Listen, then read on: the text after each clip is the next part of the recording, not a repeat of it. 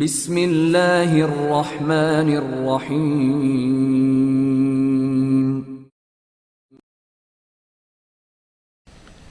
King چینگ، مصنف ابن صفی۔ پانچواں باب، بلیک اینڈ وائٹ۔ جنرل وہی شخص ثابت ہوا جس نے ان کے معاملے میں مداخلت کی تھی۔ اس نے صرف عمران کو اپنے سامنے طلب کیا۔ لوئیسا اور اس کے ساتھی دوسرے کمرے میں روک لیے گئے۔ بیٹھ جائیے، جنرل نے سامنے والی کرسی کی طرف اشارہ کیا۔ عمران اس کا شکریہ ادا کر کے بیٹھتا ہوا بولا، میں نے غلط اندازہ لگایا تھا، آپ لوگ بھی غافل نہیں ہیں، لیکن ہماری معلومات آپ کی معلومات سے کم ہیں۔ جنرل نے کہا، میں صرف اس وقت کی بات کر رہا ہوں کہ آپ نے صرف مجھے طلب کیا ہے۔ عمران بولا، یہ اس لیے ممکن ہو سکا کہ آپ نے ہز میجسٹری کو سب کچھ بتا دیا تھا۔ جنرل نے کہا، اب مناسب یہی ہوگا کہ آپ ان تینوں کو اپنی حراست میں رکھیں، ورنہ کھیل بگڑ جائے گا۔ عمران نے کہا، میں سمجھتا تھا کہ مجھے یہی کرنا پڑے گا۔ اس کی تصدیق بھی کی جا چکی ہے کہ ماپو فینگ کے روپ میں جو شخص دوپن کا مہمان ہے وہ فراگ ہی ہے۔ جنرل نے کہا۔ فراگ سومارتو پر برس پڑا اور وہ پیشانی پر سلوٹیں ڈالے اس کی لان تان سننے جا رہا تھا۔ پھر میں کیا کرتا؟ وہ بالآخر بولا، کم از کم لوئیسا کو تو روک ہی سکتے تھے۔ فراگ نے کہا۔ جنرل کے آگے میں بے بس تھا۔ سومارتو نے کہا، سوال تو یہ ہے کہ تمہارے بادشاہ کو ان لوگوں سے کیا دلچسپی ہو سکتی ہے؟ فراگ بولا، میں یہ بھی نہیں جانتا۔ سومارتو نے کہا۔ تب پھر تم کیا جانتے ہو؟ فراگ بولا، موسیو فراگ، میں بالی سونار سے تنگ آ گیا ہوں۔ سومارتو نے کہا، کسی طرح لوئیسا کو نکال لاؤ، میں تمہیں یہاں سے نکال کر لے چلوں گا۔ فراگ بولا، لیکن میں یہاں سے جانا بھی نہیں چاہتا۔ سومارتو نے کہا، تب تم سیدھے جہنم میں جاؤ گے۔ فراگ بولا، میری سمجھ میں نہیں آتا کہ آخر مارکوئی دوپن اتنی دیر کیوں کر رہے ہیں۔ سومارتو نے کہا، مسلح جدوجہد ہنسی کھیل نہیں ہے۔ فراگ بولا، میرا تو خیال ہے کہ بادشاہ کو سازش کا علم ہو گیا ہے، ورنہ اس طرح مجھ پر نظر نہ رکھی جاتی۔ سومارتو نے کہا، مجھے تم لوگوں کے اس معاملے سے کسی قدر دلچسپی نہیں ہے کہ میں اس میں اپنا سر کھپانے بیٹھوں۔ تم لوگوں نے مجھ سے آدمی مانگے تھے اور وہ میں نے مہیا کر دیے۔ فراگ نے کہا، اچھی بات ہے، تو مجھے مارکوئی دوپن سے بات کرنی چاہیے۔ سومارتو نے کہا، بہرحال تم میرے لیے کچھ بھی نہ کر سکے۔ فراگ بولا، مجھے افسوس ہے موسیو فراگ۔ سومارتو بولا، کیا اتنا بھی نہیں کر سکتے کہ مجھے وہ جگہ بتا دو جہاں جنرل نے ان لوگوں کو منتقل کیا ہے؟ فراگ بولا، میں کوشش کروں گا۔ سومارتو نے کہا، لوئیسا فراگ کے وقار کا مسئلہ بن گئی ہے۔ فراگ بولا، مجھے احساس ہے موسیو فراگ۔ سومارتو نے کہا، بس مجھے اس کی موجودہ قیامگاہ کا علم ہونا چاہیے، پھر سب کچھ میں خود ہی کر لوں گا۔ فراگ نے کہا۔ سومارتو کچھ کہنے والا تھا کہ ایک خادم نے کمرے میں داخل ہو کر کہا، مارکوئی دوپن آپ سے مل سکیں گے یور آنر۔ سومارتو اس کے ساتھ چلا گیا اور فراگ نچلا ہونٹ دانتوں میں دبائے اس دروازے کو گھورتا رہا جس سے وہ دونوں گزرے تھے۔ تھوڑی دیر بعد وہی خادم پھر کمرے میں داخل ہوا۔ آپ کو مارکوئی نے یاد فرمایا ہے یور آنر۔ فراگ نے دلی دل میں مارکوئی کو ایک موٹی سی گالی دی اور اٹھ کھڑا ہوا۔ جس کمرے میں اسے لے کر جایا گیا تھا، مارکوئی ڈان اسپاریکا اور کرنل سومارتو وہاں موجود تھے۔ فراگ کو دیکھتے ہی خاموش ہو گئے۔ فراگ نے محسوس کیا جیسے وہاں اسی سے متعلق گفتگو ہوتی رہی ہے۔ ان کے چہروں پر کچھ اچھے تاثرات بھی دکھائی نہ دیے۔ فراگ ایک کرسی کھینچ کر ان کے قریب بیٹھ گیا۔ کئی سیکنڈ گزر گئے لیکن ان کے ہونٹوں میں جنبش نہ ہوئی۔ فراگ سے سومارتو کو گھوڑے جا رہا تھا۔ دفتن سومارتو بھرائی ہوئی آواز میں بولا، مجھے افسوس ہے موسیو، سب کچھ آپ کی وجہ سے ہوا۔ میں نے آپ کو جتا دیا تھا۔ آپ کا اس طرح تفریح گاہوں میں پھرنا مناسب نہیں۔ بالآخر آپ پہچانے گئے ہیں۔ سومارتو نے کہا، تو تم نے ان دونوں کو بتا دیا کہ میں کون ہوں؟ فراگ نے کہا، ہاں گندے کتے۔ ڈان اسپاریکا دھاڑا، ساتھ ہی اس کا ریوالور بھی نکل آیا۔ اس نے فراگ کی کھوپڑی کا نشانہ لیتے ہوئے کہا، مجھے علم ہوتا تو پہلی تو یہ جہنم میں دھکیل دیتا۔ ہماری بربادی کا تنہا ذمہ دار ڈیڈلی فراگ، اگر تو ان غیر ملکی جاسوسوں کی مدد نہ کرتا تو ہم اس طرح تباہ نہ ہوتے۔ اسپاریکا نے کہا، اپنی زبان کو لگام دے بدتمیز آدمی۔ فراگ دھاڑ کر کھڑا ہو گیا اور سومارتو ان دونوں کے درمیان آتا ہوا بولا، حالات کو اور زیادہ خراب کرنے سے کیا فائدہ؟ یہ جھگڑے کا وقت نہیں ہے۔ اسپاریکا اپنا ریوالور ہولسٹر میں رکھ لو۔ مارکوئی مستربانہ انداز میں بولا، تم میری چھت کے نیچے ہو اور تمہارے انتقامی جذبے کا تعلق مکاروں کی سرزمین سے ہے۔ اسے پھر کسی وقت کے لیے اٹھا رکھو۔ ڈان اسپاریکا نے ریوالور ہولسٹر میں رکھ لیا۔ پھر وہ تینوں بیٹھ گئے لیکن فراگ کھڑا رہا۔ اب تم سومارتو سے سوال کرو کہ اس نے میرے سلسلے میں تمہیں کیوں دھوکہ دیا تھا؟ فراگ نے دوپن کو مخاطب کیا، اس کی ضرورت نہیں موسیو فراگ، بیٹھ جاؤ، دوپن نے کہا۔ لیکن فراگ کھڑا ہی رہا۔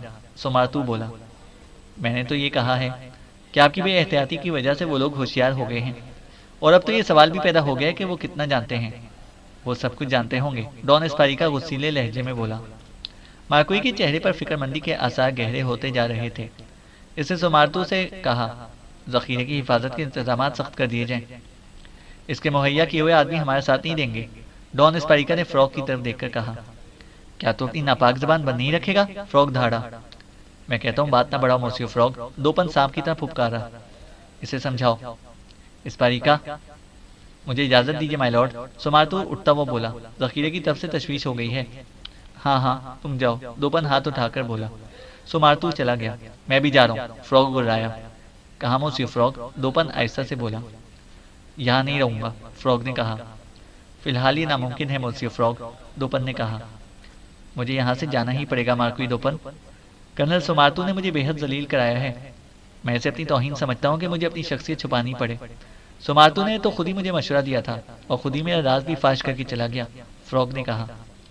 جو ہوا سو ہوا، بہرحال اب تم احتیاط برتو گے موسیو فراگ، مارکوئی دوپن نے کہا۔ سوال تو یہ ہے کہ تم اتنی دیر کیوں کر رہے ہو؟ تمہیں تو کل ہی کھیل شروع کر دینا چاہیے تھا، فراگ نے کہا۔ ابھی وقت نہیں آیا، تم یہاں کے حالات سے واقف نہیں ہو، حملہ 3 دن بعد ہوگا، مارکوئی دوپن نے کہا۔ اگر اس دوران میں ذخیرہ تباہ ہو گیا تو؟ فراگ طنزیہ لہجے میں بولا۔ ناممکن، میری نگرانی بہت عرصے سے ہو رہی ہے، کوئی نئی بات نہیں۔ وہ تو تمہاری وجہ سے بادشاہ کے آدمی کسی قدر تیزی دکھانے پر مجبور ہو گئے ہیں، مارکوئی دوپن نے کہا۔ اس وہم میں نہ رہنا، میرا خیال ہے کہ ان چاروں میں سے کوئی خاص آدمی ضرور تھا، فراگ نے کہا۔ چاروں فرانسیسی تھے، اور تمہیں معلوم ہونا چاہیے کہ فرانس ہماری مدد کر رہے ہیں۔ مجھے ان 2 بمبار طیاروں کا انتظار ہے جو فضا سے زمین تک دہشت پھیلائیں گے، مارکوئی دوپن نے کہا۔ فراگ بیٹھ گیا۔ وہ اس طرح دوپن کو دیکھا تھا جیسے کسی ننھے سے بچے کی تالیاں سن رہا ہو۔ دیکھو دوست، بالآخر وہ بولا، ان چاروں میں ایک یقیناً فرانسیسی نہیں تھا، وہی جو بادشاہ سے ملا تھا، فراگ نے کہا۔ نہیں، وہ بھی فرانسیسی ہی تھا، مارکوئی دوپن نے کہا۔ میں تو اسے اسپینی سمجھا تھا، فراگ مذاق اڑانے والے انداز میں بولا۔ وہ اہل زبان کی طرح اسپینی بھی بول سکتا ہے، لیکن لوئیسا نے بتایا کہ وہ بھی کالا آدمی ہے، ایک ایشیائی۔ میں پھر کہتا ہوں کہ جو کچھ کرنا ہے فوراً شروع کر دو، اس آدمی کی کھوپڑی میں شیطان کا مغز ہے، فراگ نے کہا۔ تم کس کی بات کر رہے ہو؟ مارکوئی دوپن نے پوچھا۔ اس کی جس نے مجھ جیسے آدمی کو بے وقوف بنا کر اپنا کام نکالا تھا۔ اور تم ڈان اسپاریکا سن لو، لوئیسا تمہیں گرفتار کر کے لے جانا چاہتی ہے اور وہ مار ڈالنا چاہتا ہے، فراگ نے کہا۔ کیوں؟ اسپاریکا بولا۔ اس لیے کہ تم اس زمین دوز حربے کا پلان اور ڈائیگرام اپنے قبضے میں رکھتے ہو، فراگ نے کہا۔ نہیں، ڈان اسپاریکا اچھل کر کھڑا ہو گیا۔ اس کی آنکھوں میں سرسیمگی کے آثار تھے۔ اوہ خدایا، دوپن نے کرا کر اپنی کنپٹیاں دبائیں اور پھر جھلا کر بولا، میں نہیں جانتا تھا کہ اپنی چھت کے نیچے میں نے اتنے جھگڑے پال رکھے ہیں۔ میں نے تمہارا کیا بگاڑا ہے دوپن؟ ڈان اسپاریکا نے بھرائی ہوئی آواز میں کہا۔ اتنے لوگ تمہاری طاق میں ہیں، ہو سکتا ہے کوئی ذخیرے تک بھی جا پہنچا ہو، اور پھر ایسی صورت میں یہاں تم دونوں کی موجودگی میرے لیے پھانسی کا پھندا بھی بن سکتی ہے، مارکوئی دوپن نے کہا۔ اچھا تو پھر؟ اسپاریکا بولا۔ میری سمجھ میں نہیں آتا کہ اب کیا کروں، مارکوئی دوپن بولا۔ فوراً کارروائی شروع کر دو، اتنی توہین ہو جانے کے باوجود بھی تمہارے ساتھ ہوں، میرے آدمی تربیت یافتہ لڑاکے ہیں، فراگ بولا۔ فضائی حملے کے بغیر ہم کامیاب نہ ہو سکیں گے، مارکوئی دوپن نے کہا۔ پالنے میں لیٹ کر انگوٹھا چوسو میرے دوست، کس گدھے نے تمہاری صحت کے لیے بغاوت تجویز کی تھی، فراگ نے کہا۔ بدتمیزی نہیں، تم میری چھت کے نیچے ہو، دوپن مستربانہ انداز میں بولا۔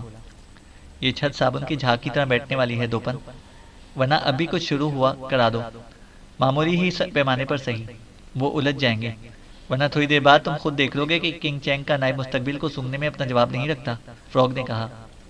میرا خیال ہے کہ موسیو فراگ کا مشورہ درست ہے، ڈان اسپاریکا بھرائی ہوئی آواز میں بولا۔ مجھے وقت چاہیے، فیصلہ کرنے کے لیے کچھ وقت چاہیے، میں تھوڑی دیر بعد تمہیں جواب دوں گا، مارکوئی دوپن نے کہا، اور دوپن اٹھ کر کمرے سے چلا گیا، اور وہ دونوں خاموشی سے ایک دوسرے کو دیکھتے رہے۔ مجھے اس آدمی کے بارے میں کچھ اور بتاؤ جو مجھے مار ڈالنا چاہتا ہے، ڈان اسپاریکا بھرائی ہوئی آواز میں بولا۔ صورت سے اول درجے کا احمق معلوم ہوتا ہے، لیکن حقیقت یہ ہے کہ بات اس سے آگے نہ بڑھ سکی، کیونکہ ایک زوردار دھماکے سے در و دیوار لرز اٹھے تھے، پھر بے درپے کئی دھماکے ہوئے، آوازیں دور کی تھیں، لیکن زمین ہلتی ہوئی محسوس ہوتی تھی۔ فراگ ہنس رہا تھا، ڈان اسپاریکا کے چہرے پر ہوائیاں اڑ رہی تھیں۔ ٹھیک اسی وقت دوپن کمرے میں داخل ہوا، اس کی سانس پھول رہی تھی، جہاں سے بھی آیا تھا دوڑتا ہوا آیا تھا۔ تم نے دیکھا؟ فراگ آنکھیں نکال کر گرایا۔ یہ کیا ہو رہا تھا؟ دوپن نے کہا۔ آپ مسلح بغاوت فرمائیں گے، ذرا شکل دیکھو۔ فراگ اس کی طرف ہاتھ اٹھا کر بولا۔ لیکن ڈان اسپاریکا ہکلایا۔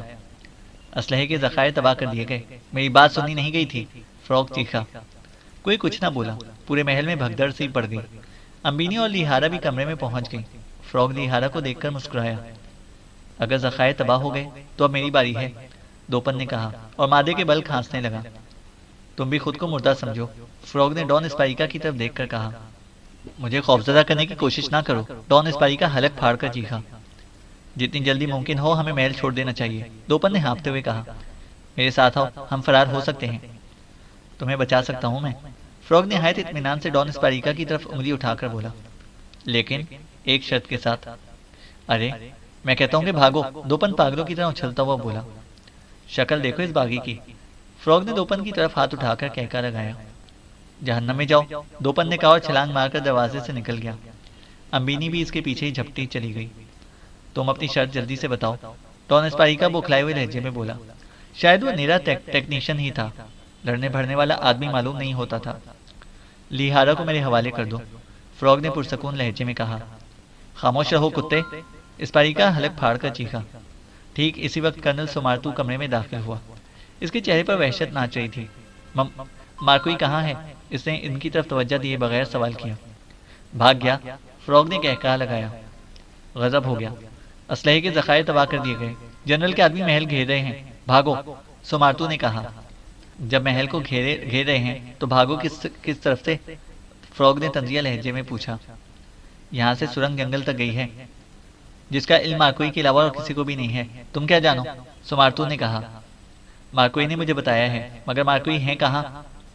وہ تنہائی سرنگ کے ذریعے فرار ہو گیا ہوگا، فراگ بولا۔ تب تو بہت برا ہوا، میں نہیں جانتا کہ سرنگ کا دہانہ کہاں ہے، سومارتو بولا۔ سب کچھ اس جانور کی وجہ سے ہوا ہے، ڈان اسپاریکا فراگ کی طرف ہاتھ اٹھا کر چیخا۔ دوپن ہمیں ساتھ لے کر جانا چاہتا تھا۔ اوہ خدا کی پناہ، کرنل سومارتو دانت پیس کر بولا، میں ناحق یہاں پر آ گیا۔ پھر وہ دروازے کی طرف بڑھا ہی تھا کہ فراگ اسے روکنے کے بہانے ڈان اسپاریکا کے قریب سے گزرا، اور قبل اس کے کہ ڈان اسپاریکا کو سمجھ سکتا، فراگ نے اس کے ہولسٹر سے ریوالور نکال کر سومارتو پر فائر کر دیا۔ گولی اس کے بائیں پہلو کو چھید گئی، وہ چاروں شانے گر کر ٹھنڈا ہو گیا۔ کیا تم پاگل ہو گئے ہو؟ ڈان اسپاریکا خوفزدہ لہجے میں ہکلایا۔ بد عہدی کرنے والوں کو میں زندہ نہیں چھوڑتا، فراگ نے سرد لہجے میں کہا اور پھر کرسی پر بیٹھتا ہوا بولا۔ اب تم خود ہی لیہارا کو اٹھا کر میری گود میں بٹھا دو، ورنہ تمہیں بھی مار ڈالوں گا، فراگ نے کہا۔ اوہ خدایا، میں کیا کروں؟ ڈان اسپاریکا بولا۔ خدا کو بیچ میں نہ لاؤ، میں تم سے کوئی بہت اچھا کام نہیں کرا رہا، میں بھی مذہبی آدمی ہوں، اسے برداشت نہیں کر سکتا، فراگ بولا۔ تم مذہبی آدمی ہو؟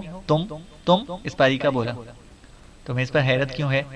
کیا تم نے نہیں دیکھا کہ لوگ کلیساؤں میں اپنی سلامتی کی دعائیں مانگ کر دوسروں پر بمباری کرنے نکل کھڑے ہوتے ہیں؟ فراگ نے کہا۔ ارے بھاگو، یہ بکواس کا وقت نہیں ہے، ڈان اسپاریکا بے بسی سے بولا۔ فراگ اچھی طرح جانتا ہے کہ وقت آنے سے پہلے نہیں مرے گا، فراگ بولا۔ سچ مچ پاگل ہے، دیوانہ ہے، اسپاریکا نے لیہارا کی طرف دیکھ کر کہا۔ فراگ کچھ کہنے والا تھا کہ امبینی دوڑتی ہوئی آئی اور ہانپ ہانپ کر کہنے لگی۔ وہ نکل گیا، لیکن میں راستہ جانتی ہوں، میں نے اسے فرار ہوتے دیکھا ہے، وہ ایک طویل سرنگ ہے، نکل چلو جلدی سے، امبینی بول رہی تھی۔ اتنے میں باہر سے فائرنگ کی آوازیں بھی آئیں۔ خیر چلو راستہ دکھاؤ، امبینی تم آگے چلو، اس کے بعد لیہارا، پھر ڈان اسپاریکا، فراگ اٹھتا ہوا بولا۔ فراگ ان کے پیچھے ریوالور تانے چل رہا تھا۔ ایک کمرے کی ایک بڑی الماری سرنگ میں داخل ہونے کا راستہ ثابت ہوئی۔ کچھ دور چل کر گہری تاریکی سے سابقہ پڑا، اور پھر یک بیک انہوں نے دوڑتے ہوئے قدموں کی آوازیں سنی جو مخالف سمت سے آ رہی تھیں۔ امبینی پلٹ پڑی۔ ٹھہرو، دیوار سے لگ کر کھڑے ہو جاؤ، دم سادھے رہو، فراگ نے پرسکون انداز میں سرگوشی کی۔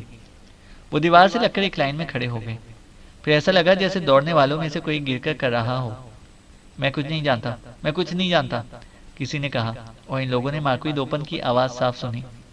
واپس چلو، بے آواز چلنا ہوگا، میں بچاؤ کی کوئی تدبیر کر لوں گا، ورنہ اندھیرے میں مارے جائیں گے، فراگ آہستہ سے بولا۔ وہ بڑی احتیاط سے پلٹ پڑے۔ دوپن کی آواز وہ بھی سن رہے تھے جو مسلسل بولے جا رہا تھا، لیکن فاصلہ زیادہ ہونے کی وجہ سے سمجھ نہیں آ رہا تھا کہ وہ کیا کہہ رہے۔ سرنگ سے نکل کر وہ پھر اسی بڑے سے کمرے میں آ پہنچے۔ یہاں فائروں کی آوازیں اب بھی گونج رہی تھیں۔ شاید محل میں دوپن کے ملازمین نے مورچہ سنبھال لیا تھا۔ فروگ نے دوسری جانب کا دروازہ بولٹ کر کے اپنے ساتھیوں کو سرنگ والی الماری کے پارٹ کی اوٹ میں آ جانے کا اشارہ کیا۔ خود پارٹ کے قریب ہی کھڑا تھا اور ریوالور کا رخ اس پوزیشن میں رکھا تھا کہ فوری طور پر فائرنگ کر سکے۔ قدموں کی چاپ بہت قریب آ گئی تھی اور پھر اچانک مارکوئی سرنگ کے دہانے سے اچھل کر کمرے کے فرش پر آ پڑا۔ فروگ نے سوچا کہ کہیں ایسا نہ ہو کہ دوپن پلٹ کر اس کی طرف دیکھنے لگے اور حملہ آور ہوشیار ہو جائیں، لہٰذا اس نے خود ہی دوپن پر یہ کہتے ہوئے چھلانگ لگائی، غدار، نمک حرام، مجھ سے بچ کر کہاں جائے گا؟ میں نے کرنل سمارتو کا بھی خاتمہ کر دیا ہے۔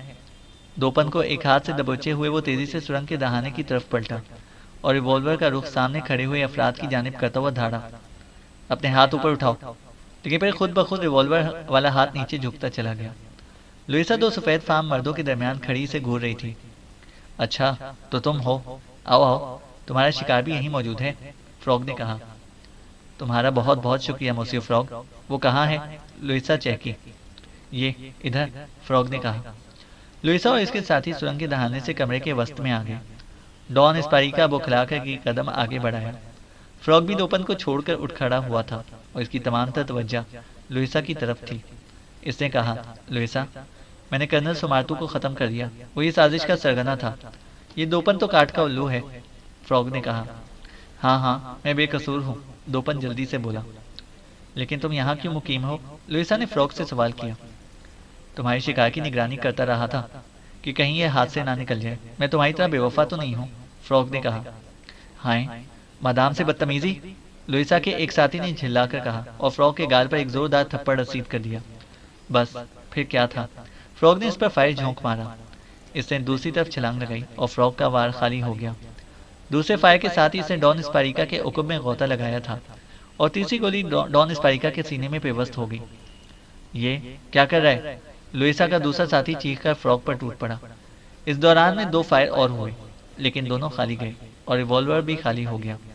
ڈان اسپاریکا فرش پر پڑا دم توڑ رہا تھا اور فروگ نے لوئیسا کے ساتھی کو دور اچھال کر اس کے ساتھی کو دبوچ لینے کی کوشش شروع کر دی جس نے اس کے گال پر تھپڑ مارا تھا۔ یہ عمران ہے فروگ، ہم دونوں کا مشترکہ دشمن، دفتن لوئیسا چیخی۔ اسے زندہ نہ چھوڑنا، میں اچھی طرح جانتی ہوں کہ اس نے تمہیں کیوں غصہ دلایا تھا، مکار اعظم، لوئیسا نے کہا۔ اوہ، تو یہ تم ہو؟ فروگ دانت پیس کر عمران پر ٹوٹ پڑا۔ عمران جھکائی دے کر اس کی گرفت سے نکلتا ہوا بولا، واقعی تم بڑی ظالم ہو، میں نے تو اس لیے تھپڑ رسید کیا تھا کہ اس نے تمہیں آنکھ ماری تھی، عمران نے کہا۔ تو جھوٹا ہے، میں نے آنکھ نہیں ماری تھی، فروگ دھاڑا۔ ماری تھی، مارنا تھا تو ہاتھ مارتے، عورتوں کی طرح آنکھ مارتے ہو اور کہلاتے ہو ڈیڈلی فروگ، شرم نہیں آتی، عمران نے کہا۔ عمران اچھل کود کر فروگ کو تھکائے دے رہا تھا۔ ظالیا، کھڑا منہ کیا دیکھ رہا ہے، فروگ کی مدد کر، لوئیسا بولی۔ ظالیر کا ہاتھ ہولسٹر پر گیا ہی تھا کہ امبینی کے بلاؤز کے گریبان سے اشاریہ 2.5 کا پستول نکل آیا۔ خبردار، کوئی دخل اندازی نہ کرے، بقیہ لوگ اپنے ہاتھ اوپر اٹھا لیں، اس میں 6 گولیاں ہیں اور میرا نشانہ بھی برا نہیں ہے، امبینی کے لہجے میں صفاقی تھی۔ اوہ کتیا، تو بھی، فروگ دھاڑا۔ ہاں، آج میں اس کا کسبل دیکھنا چاہتی ہوں، جو اب تک صرف کمزوروں پر ہی مظالم ڈھاتا رہا ہے، امبینی نے کہا۔ لوئیسا اور ظالیر نے اپنے ہاتھ اوپر اٹھا دیے تھے۔ دوپن ایک گوشے میں دبکا ہوا بری طرح کانپ رہا تھا اور لیہارا ڈان اسپاریکا کے مرتے ہی بے ہوش ہو کر گر پڑی تھی۔ کیا واقعی تم مرنا چاہتے ہو؟ دفتن عمران نے فروگ سے سوال کیا۔ ارے جا جا، توڑ مروڑ کر رکھ دوں گا، فروگ بولا۔ دونوں ایک دوسرے سے خاصے فاصلے پر کھڑے لڑاکے مرغوں کی طرح حملے کا پہلو تلاش کر رہے تھے۔ لیکن میں تمہیں مارنا نہیں چاہتا، تم نے میری بڑی مدد کی ہے، عمران نے کہا۔ اس کی باتوں میں نہ آنا، یہی ڈھمپ لوپوں کا بھی ہے، لوئیسا زہریلے لہجے میں بولی۔ ہاں، مجھے اب یقین آ گیا ہے، اس میک اپ میں بھی اسے پہچان نہیں سکا تھا، فروگ نے بھررائی ہوئی آواز میں کہا۔ اس کے باوجود بھی میں تمہیں مارنا نہیں چاہتا، عمران نے کہا۔ دفتن فروگ اس پر پھر ٹوٹ پڑا۔ عمران جھکائی دے کر ایک طرف کو ہٹ گیا اور فروگ اپنے ہی زور میں دیوار سے جا ٹکرایا۔ امبینی کا کہکہا کمرے میں گونجا تھا۔ پھر قبل اس کے کہ فروگ دوبارہ حملہ کرتا، عمران نے اس کو مکوں اور ٹھوکروں پر رکھ لیا۔ ٹھیک اسی وقت بند دروازے پر ضربیں پڑنے لگی۔ شاید جنرل کے آدمی محل میں داخل ہو گئے تھے۔ امبینی لوئیسا اور ظالیر کو کور کیے ہوئے دروازے کی طرف بڑھتی گئی اور بولٹ گرا دیا۔ دروازہ ایک جھٹکے کے ساتھ کھلا اور سپاہی اندر داخل ہو گئے اور پھر ان کے حکم سے جنرل کا چہرہ ابھرا۔ سپاہیوں نے فروگ اور دوپن کو جکڑ لیا تھا۔ موسیو علی عمران، جنرل بھرائی ہوئی آواز میں بولا، ہم آپ کے شکر گزار ہیں۔ موسیو فروگ نے 2 سازشیوں کو مار ڈالا، ڈان اسپاریکا اور کرنل سمارتو۔ عمران نے فروغ کی طرف ہاتھ اٹھا کر کہا۔ انہوں نے میرے حق میں ان لوگوں کو دھوکے میں رکھا تھا، عمران نے کہا۔ خیر خیر، ہم دیکھیں گے کہ ان کے لیے کیا کر سکتے ہیں، جنرل نے کہا۔ لیکن جنرل اس کے لیے کچھ بھی نہیں کر سکا، عمران نے طویل سانس لے کر کہا۔ کیوں؟ ظفر الملک نے سوال کیا تھا۔ امبینی نے اپنا پستول فروغ پر خالی کر دیا تھا۔ وہ چاہتی تھی کہ میں اپنے ہاتھوں سے فروغ کو مار ڈالوں۔ جب اس نے دیکھا کہ میں جنرل سے فروغ کی سفارش کر رہا ہوں تو اس نے، عمران نے کہا۔ تو کیا امبینی گرفتار کر لی گئی؟ ظفر نے پوچھا۔ فی الحال، لیکن مجھے یقین ہے کہ وہ رہا کر دی جائے گی، کیونکہ گرفتار ہونے سے قبل اسے جنرل کو یاد دہانی کرائی تھی کہ کنگ چینگ کو زندہ یا مردہ پیش کرنے والے کو ان اطراف کی ساری حکومتوں کی طرف سے بڑے بڑے انعامات کی پیشکش موجود ہے، اور فروغ کے علاوہ کوئی اور فرد کنگ چینگ ہونے کا دعویٰ نہیں کر سکتا۔ جنرل نے کہا۔ اگر اس میں صداقت ہوئی تو اسے پورے اعزاز و اکرام کے ساتھ رہا کر دیا جائے گا، عمران نے بتایا۔ مجھے افسوس ہے یور میجسٹی، میں تو سمجھا تھا کہ وہ آپ کی گردن میں جھولتی ہوئی سائیکو مینشن جا پہنچے گی، جیمسن بولا۔ لیکن لوئیسا اس وقت آپ کے ساتھ کیوں تھی؟ آپ نے تو بادشاہ کو اس کے بارے میں سب کچھ بتا دیا تھا، ظفر نے سوال کیا تھا۔ سنو، وہ بھی جانتی تھی کہ بادشاہ دراصل کون ہے۔ فرانس کی حکومت نے اسے ڈھیل دے رکھی ہے، محض اس لیے کہ کسی بہت ہی خاص موقع پر اس کا صحیح مصرف اس کے کسی کام بھی آ سکتا ہے۔ بہرحال لوئیسا نے اسے اس بات پر آمادہ کر لیا تھا، اسے میرے سر پر ہر وقت مسلط رہنے کی اجازت دے دی تھی۔ یہ بہت بڑی دشواری آ پڑی تھی، اس کی موجودگی میں اصولاً میں ڈان اسپاریکا پر ہاتھ نہ اٹھا سکتا، کیونکہ مشن کے مطابق اسے زندہ ہی گرفتار کرنا تھا، عمران نے بتایا۔ لہٰذا آپ نے اسے فروغ کے ہاتھوں ختم کرا دیا۔ اچھی تدبیر تھی، کاش میں بھی وہاں ہوتا اور فروغ کے گال پر آپ کے تھپڑ لگتے دیکھ سکتا۔ پاگل ہو گیا ہوگا، میں تصور کر سکتا ہوں۔ واہ، جیمسن سر ہلا کر بولا۔ لیکن لوئیسا تو اسی پر اڑی ہوئی تھی کہ ڈان اسپاریکا کے قاتل آپ خود ہیں، ظفر بولا۔ کچا کام نہیں کرتا، یہ بات بالی سنار کی حکومت کے ریکارڈ پر آ گئی ہے کہ وہ فروغ کے ہاتھوں مارا گیا اور فروغ کو اس کی داشتہ نے مار ڈالا۔ لیکن ابھی میری ایک الجھن رفع نہیں ہوئی، عمران نے کہا۔ کیسی الجھن؟ ظفر نے پوچھا۔ امبینی کہہ رہی تھی کہ تم خواہ دنیا کے کسی بھی گوشے میں ہو، رہا ہو کر تمہارے پاس پہنچ جاؤں گی، عمران بےحد مغموم لہجے میں بولا۔ کاش میں آپ کی جگہ ہوتا، جیمسن نے ٹھنڈی سانس لی۔ مورچھل کی بجائے ڈنڈا ہوتے، عمران جھلا کر بولا۔ مگر سوال تو یہ ہے کہ موکاروں سے کس طرح نکل سکیں گے؟ ماموں تو بھانجے کو کسی طرح چھوڑتا ہی نہیں، دونوں دن رات بیٹھے پیتے رہتے ہیں، ظفر نے کہا۔ اغوا؟ بھانجے کا اغوا پرنس ہربنڈا پھر غائب ہو جائے گا؟ یہ لوئیسا کی ذمہ داری ہے اور اسی کے اسٹیمر پر واپس چلیں گے، بے فکر رہو، عمران اس کی آنکھوں میں دیکھتا ہوا بولا۔ تھوڑی دیر تک خاموشی رہی اور پھر ظفر چونک کر بولا۔ لیکن آپ کو دوپن کے محل والی سرنگ کا علم کیوں کر ہوا؟ اس طرح کے دوپن اسلحے کے ذخائر کا معائنہ کرنے کے لیے سرنگ ہی کے ذریعے جنگل کی راہ لیتا تھا۔ ایک دن میں نے اس کا تعاقب کر کے سرنگ کا پتہ لگا لیا تھا، اور مجھے یقین تھا کہ ہنگامے کے بعد وہ سرنگ ہی کے راستے فرار ہونے کی کوشش کریں گے، لہٰذا لوئیسا اور زالیئر کے ساتھ اسی راستے کی نگرانی شروع کر دی تھی، عمران نے بتایا۔ بہرحال یہ سفر مجھے ہمیشہ ایک ڈراؤنے اور اوٹ پٹانگ خواب کی طرح یاد رہے گا، ظفر طویل سانس لے کر بولا۔ کیا یہ خواب ہے کہ ہمارے دونوں سائنسدان بازیاب ہو گئے، وہ حربہ تباہ کر دیا گیا جو ساری دنیا کو سچ مچ اوٹ پٹانگ خواب بنا کر رکھ دیتا؟ پھر اگر ڈان اسپاریکا لوئیسا کے ہاتھ لگ جاتا تو وہ حربہ کیا دوبارہ جنم نہیں لے سکتا تھا؟ میں نے اس کا سدباب بھی کر دیا، ہم اپنے مقاصد میں کامیاب ہوئے، یہ ایک ٹھوس حقیقت ہے۔ ختم شد۔ تو دوستو یہ ناول بھی اپنے اختتام تک پہنچتا ہے۔ امید ہے کہ آپ کو یہ ناول ضرور پسند آیا ہوگا۔ اس ناول کو اپنے دوستوں کے ساتھ بھی ضرور شیئر کریں، اور اگر آپ ہمارے چینل پر نئے ہیں تو ہمارے چینل کو سبسکرائب کریں اور ساتھ موجود بیل آئیکن کو ضرور پریس کریں تاکہ آنے والی ہر ویڈیو کی اپڈیٹ آپ کو بر وقت مل سکے۔ شکریہ۔